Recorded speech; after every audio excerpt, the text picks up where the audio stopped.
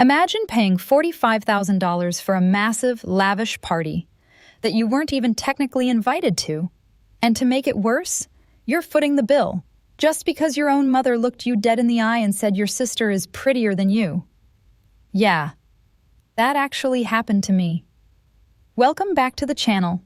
Today, we are diving into a story about family, absurd entitlement, and the absolute greatest make-drop moment in wedding history.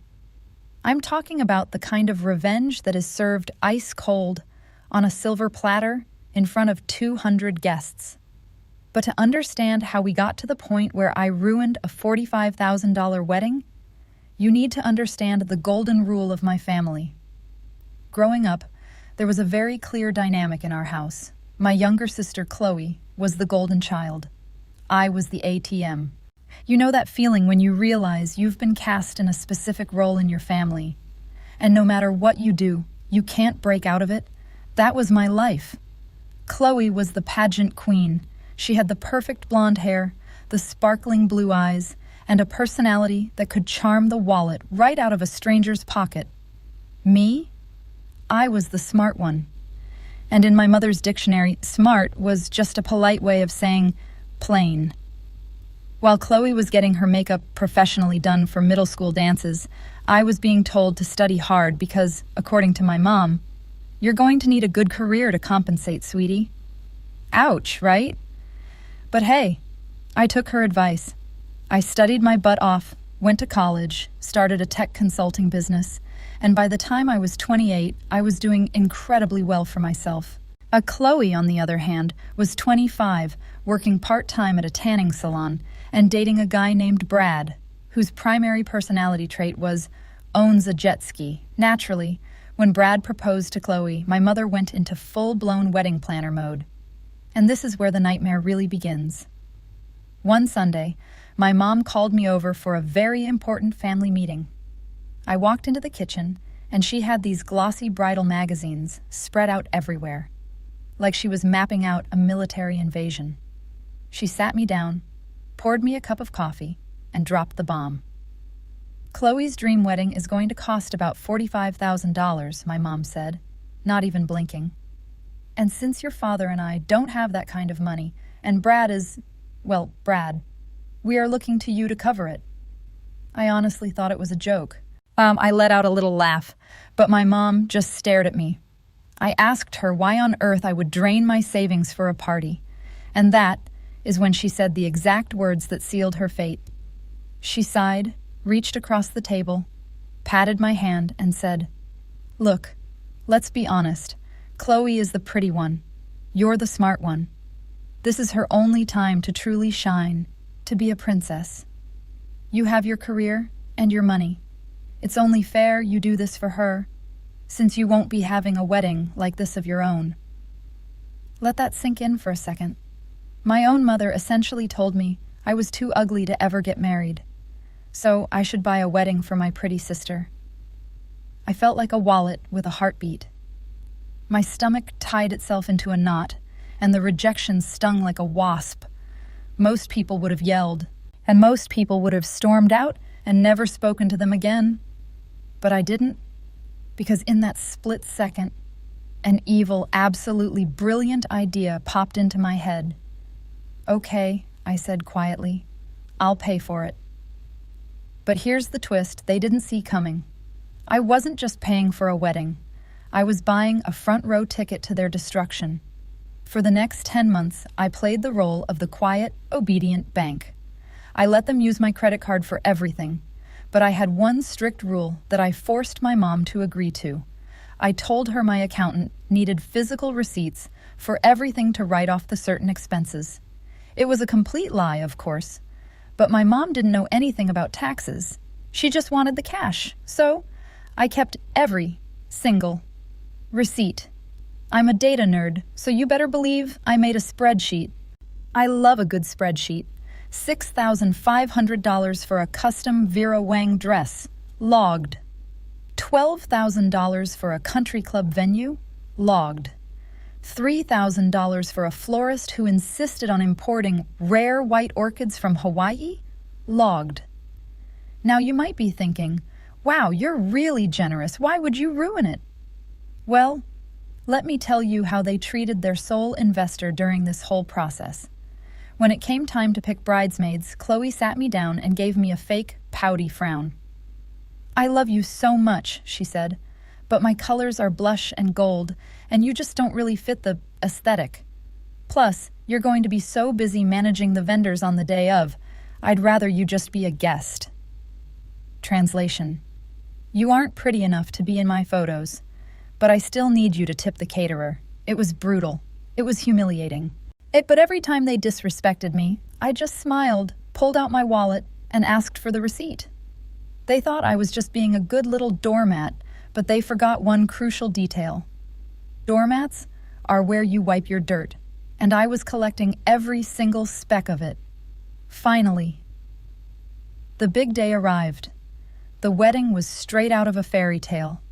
The sun was shining, the country club looked incredible, and Chloe looked like a literal Barbie doll. During the reception, I sat at a table near the back, not the head table, not the family table. Table 14, right next to the kitchen doors. I watched as my mother walked around, soaking in the compliments. "Oh, Martha, the wedding is exquisite," one aunt gushed. "We spared no expense for our little girl," my mom replied proudly.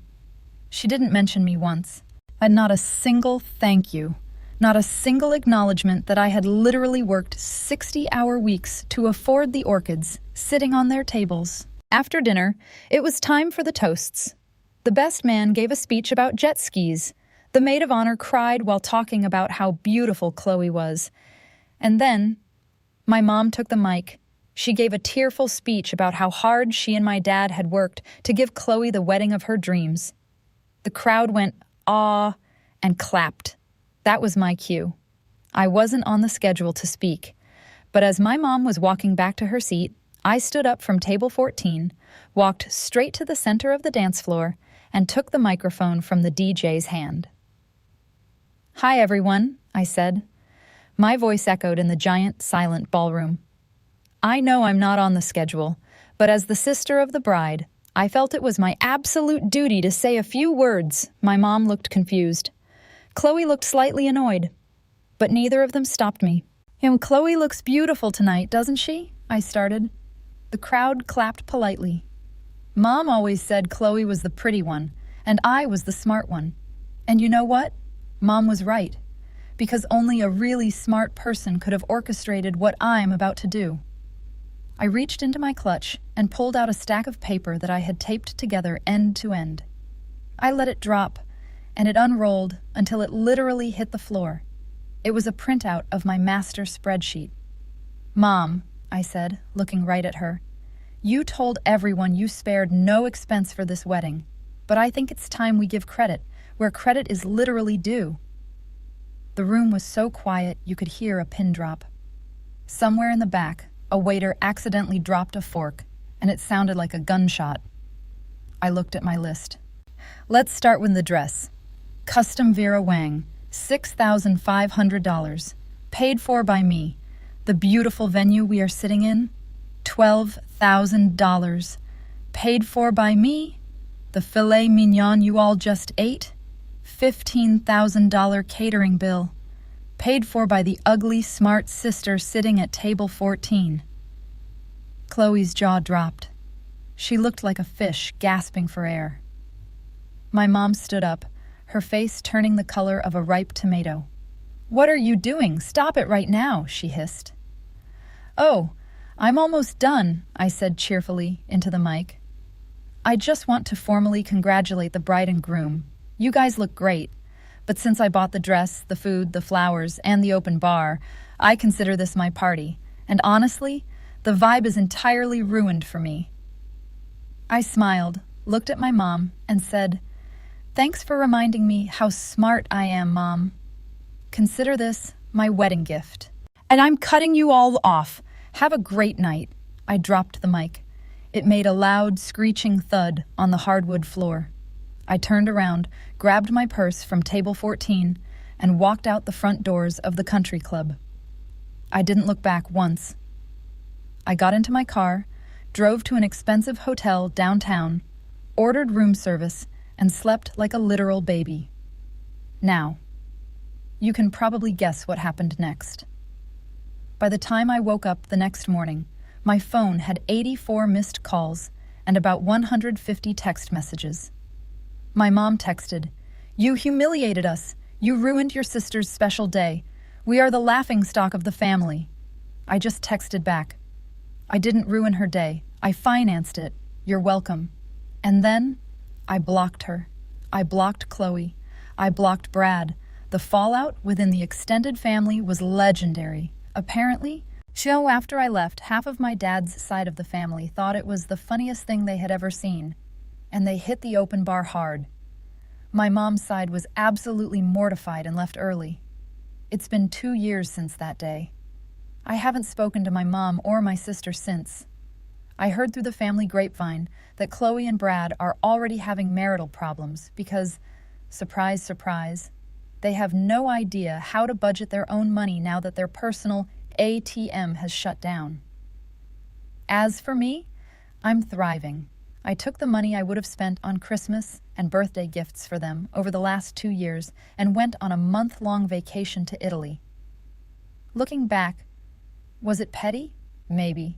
Was it dramatic? Absolutely.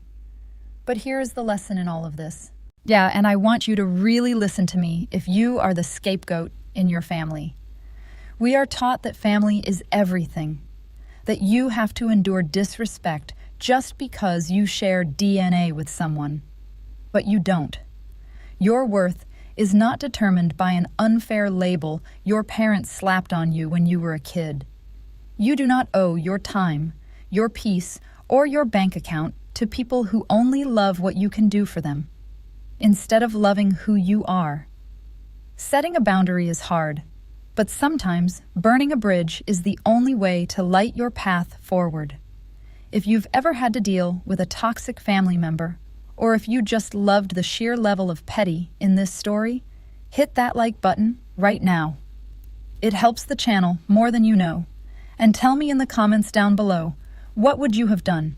Would you have just said no from the beginning, or would you have pulled the micey drop moment like I did? Let me know. I read all your comments. Don't forget to subscribe for more crazy stories, and I will see you in the next video. Keep your receipts, guys. You never know when you might need them.